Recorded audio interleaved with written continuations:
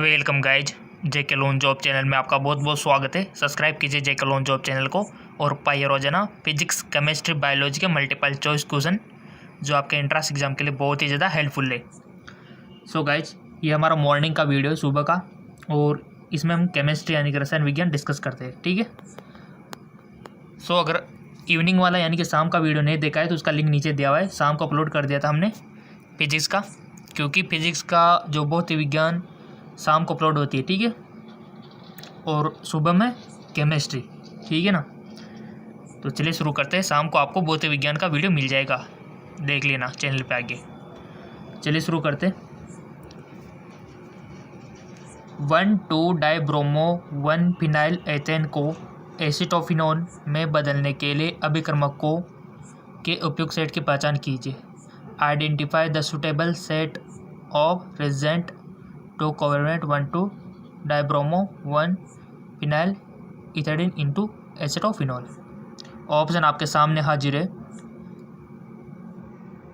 NaNH2 या फिर के इसके साथ दो अथवा, ठीक है, और KMnO4। NaNH2 या फिर H2O HgSO4 H2SO4 जिसको सल्फ्यूरिक मिलाप बोलते हो। KOH, ये ऑप्शन आप देख सकते H2O HgSO4 H2SO4 या फिर KOH KMnO4। बताइए। 1,2-डाइब्रोमो 1-फिनाइल एथेन को एसीटोफिनोन में बदलने के लिए अभिक्रमकों के उपयुक्त सेट की पहचान कीजिए। आपको अभिक्रमक का उपयुक्त सेट आपको बताना है। केमिस्ट्री में तो रिएक्शन याद करना इंपॉर्टेंट है गाइस। कौन सी रिएक्शन किस प्रकार से होगी, क्या क्या चीज़ें मिलके क्या बनेगा प्रोडक्ट। ठीक है। और इसके लिए उत्प्रेरक कौन सा यूज होगा। सो सिंपल, इसके लिए राइट ऑप्शन हो जाएगा आपका NaNO2 NaNH2 H2O HgSO4 और H2SO4 राइट ऑप्शन हो जाएगा। इसी प्रकार के क्वेश्चन आपके बनते हैं जहाँ पर आपको थोड़ा सा दिमाग लगाना होता है। चलो आगे। निम्न में से ताप सुगटने के लिए एक उदाहरण की पहचान कीजिए। Identify example for thermoplastic form the flowing. निम्न में से ताप सुगटने के लिए एक उदाहरण की पहचान कीजिए। यूरिया, फॉर्मेल्डिहाइड, बेकेलाइट, टेरेलिन और पॉलीविनाइल एसीटेट। निम्न में से ताप सुगटने के लिए एक उदाहरण की पहचान कीजिए। इसका राइट ऑप्शन हो जाएगा, हमने आपको पढ़ा दिया था ना ये बहुलक GK MCQ के चैनल में। जी हाँ बिल्कुल, वहाँ से क्वेश्चन आया ये। इसका राइट ऑप्शन हो जाएगा आपका पॉलीविनाइल एसीटेट। एक होता है पॉलीविनाइल क्लोराइड और एक होता है polyvinyl acetate.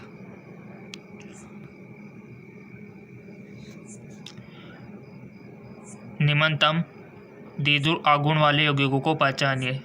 Identify the compound with the largest dipole moment. Option आपके सामने हाजिर है। CH triple bond C CH2 CH3 या फिर CH3 C triple bond C CH3 या फिर CH triple bond C single bond इसमें CH डबल बॉन्ड CH2। निम्नतम द्विध्रुव आघूर्ण वाले यौगिक की पहचान करनी है डाइपोल मोमेंट जिसका लेस हो। ठीक है।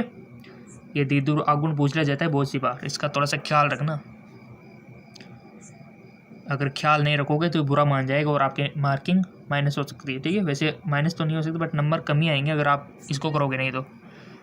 इसका राइट ऑप्शन हो जाएगा आपका ऑप्शन सेकंड। ठीक है। चलो जी आगे।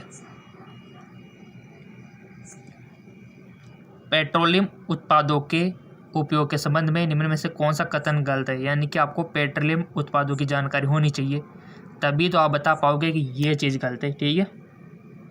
Which among the following statement incorrect regarding the use of petroleum product. मोटरों में ईंधन के रूप में गैसोलीन का उपयोग किया जाता है। घरेलू प्रयोजन के लिए ईंधन के रूप में लिग्नोल ऑयल का उपयोग किया जाता है। केरोसिन का उपयोग ईंधन के रूप में किया जाता है। या फिर पेट्रोलियम जेली गैर वाष्पशील पदार्थ है जिसका उपयोग दवा की तैयारी में किया जाता है।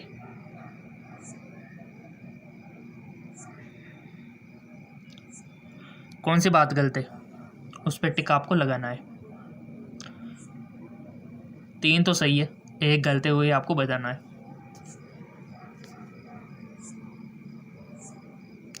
आई होप आपने टिक लगा दिया होगा। Let me check. इसका गलत आंसर है मोटरों में, यानी कि असत्य। मोटरों में ईंधन के रूप में गैसोलीन का उपयोग किया जाता है। मोटरों में ईंधन के रूप में गैसोलीन का प्रयोग किया जाता है। ऑप्शन पहला वाला इसका राइट ऑप्शन हो जाएगा। ठीक है, चलो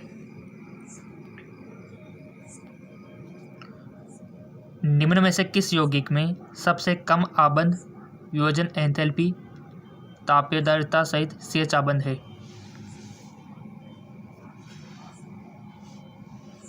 क्वेश्चन आपके 11th 12th से आएंगे, ज़्यादातर 12th के। ठीक है, और ये जो क्वेश्चन हमने बनाए ये भी 12th लेवल के 11th लेवल के ही है, और NCERT बुक से बनाना पड़ता है गाइस, बहुत दिमाग लगा के।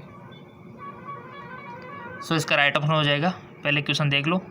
निम्न में से किस यौगिक में सबसे कम आबंध वियोजन एंथैल्पी तापीयदार्यता सहित CH आबंध है? 2 dimethyl propane, benzene, एनपेंटेन, toluene.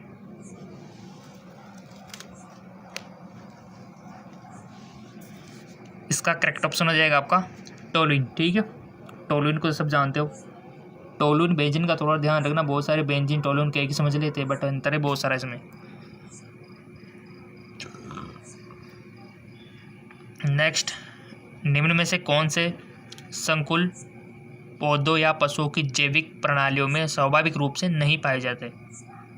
Which among the following complex is not found naturally in the biological system of plant animal?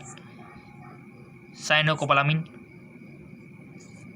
या फिर सिस्प्लाटिन, या फिर हीमोग्लोबिन, या फिर कार्बोक्सीपेप्टिडेज। निम्न में से कौन से संकुल पौधों या पशुओं की जैविक प्रणालियों में स्वाभाविक रूप से नहीं पाए जाते? देखो, नहीं पाए जाते यानी कि आपको पता होना चाहिए कि क्या क्या पाया जाता है, तभी तो आप इसमें बता पाओगे कि हाँ ये नहीं होता। ठीक है, सो इसका राइट ऑप्शन हो जाएगा आपका सिस्प्लेटिन। ठीक है, ये नहीं पाया जाता। और यहाँ से आप क्या सीख रहे हो, यानी कि निम्न में से कौन से संकुल पौधों या पशुओं की जैविक प्रणालियों में स्वाभाविक रूप से क्या क्या पाया जाता है? साइनोकोबालिन भी पाया जाता है, हीमोग्लोबिन भी, और कार्बोक्सीपेप्टाइड भी, ये नहीं पाया जाता। तो ये हमारा राइट ऑप्शन हो गया सिस्प्लेटिन। सीखा करो किसी क्वेश्चन से, ठीक है ना।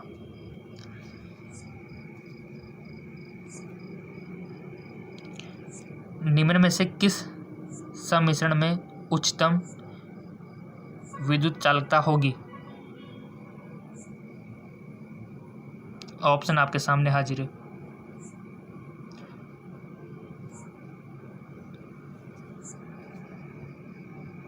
टिक लगा दिया होगा आपने। निम्न में से किस संकुल में उच्चतम विद्युतीय चालकता होगी?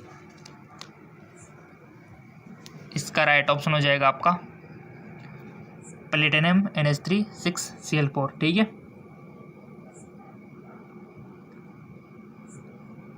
Option past. चलो जी आगे। निम्न में से कौन से एक विटामिन में धातु परमाणु उपस्थित होता है? Which of the following vitamin contain a metal atom? Riboflavin, vitamin A, vitamin C, vitamin B12। देखो, हमने आपको जो पढ़ाया था ना GK MCQs MK चैनल और RVHS MK चैनल पे, विटामिन से बता दो तो फिर किसमें धातु परमाणु उपस्थित होता है?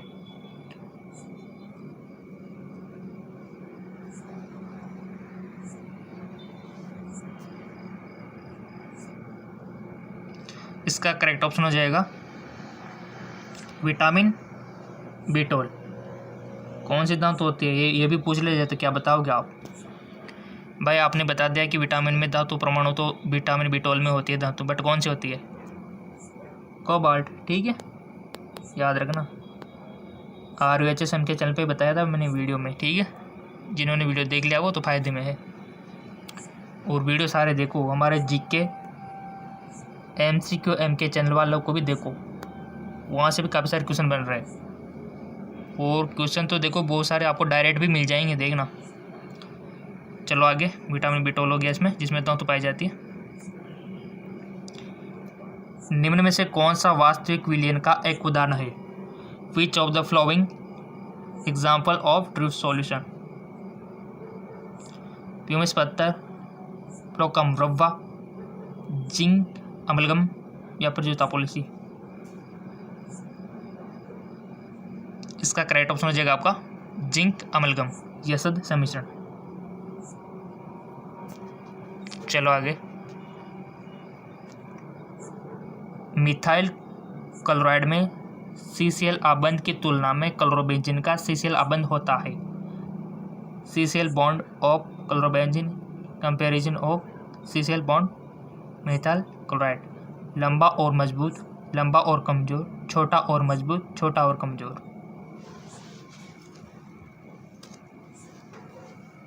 इसका राइट ऑप्शन हो जाएगा आपका छोटा और मजबूत। चलो आगे।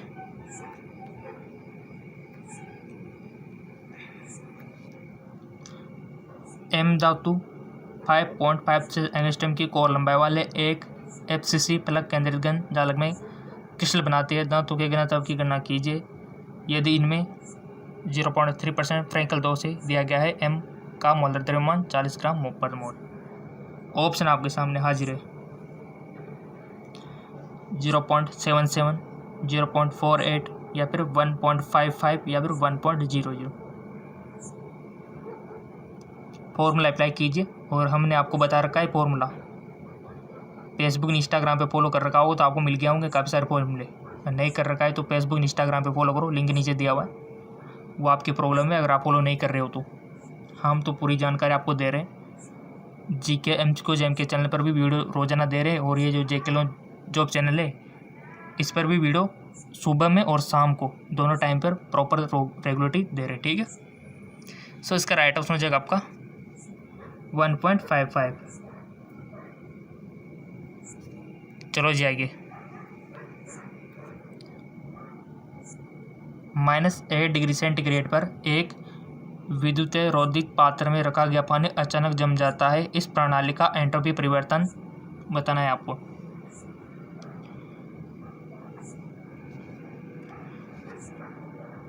पूर्व अनुमानित नहीं किया जा सकता, बढ़ता है, शून्य हो जाता है, घटता है। इसका करेक्ट ऑप्शन हो जाएगा आपका शून्य हो जाता है, ठीक है। चलो जी आगे। एक कोलाइडी विलयन में परिलक्षित कणों का आमाप होता है 1000 नैनोमीटर या फिर 1 नैनोमीटर से कम, 1 नैनोमीटर और 100 नैनोमीटर के बीच या फिर 1 नैनोमीटर और 1000 नैनोमीटर के बीच।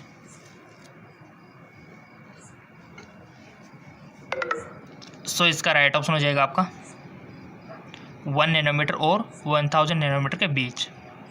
चलो आगे। 1 नैनोमीटर और 1000 नैनोमीटर के बीच।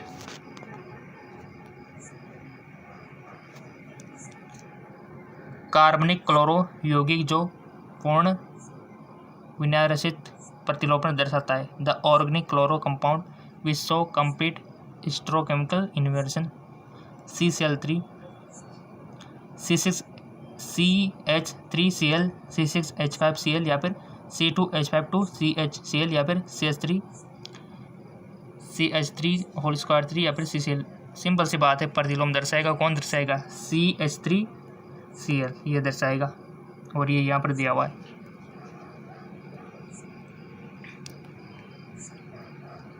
फिजिक्स का वीडियो शाम को मिल जाएगा, आपको देख लेना चैनल पे आके।